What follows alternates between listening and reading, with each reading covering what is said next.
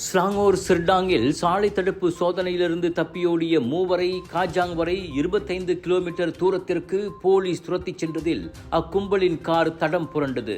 நேற்று அதிகாலை 3:30 மணிக்கு ஸ்ரீகம்பாங்கா நோக்கி செல்லும் ஜலான் புத்ரா பெர்மாயில் ரோந்து போலீசார் ஸ்னாப்சேக் சோதனையில் இருந்தபோது அச்சம்பவம் நிகழ்ந்தது.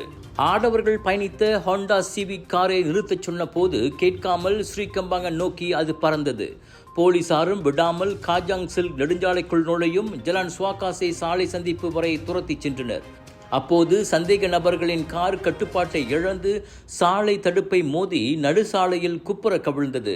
அதில் காயமடைந்த 40 முதல் 51 வயதிலான அந்த உள்ளூர் ஆடவர்கள் சிகிச்சைக்காக சிர்டா மருத்துவமனையில் அனுமதிக்கப்பட்டனர். அவர்களில் 2 போதைப்பொருள் குற்றம் உட்பட 46 குற்றப்பதிவுகள் இருப்பது விசாரணையில் கண்டறியப்பட்டது.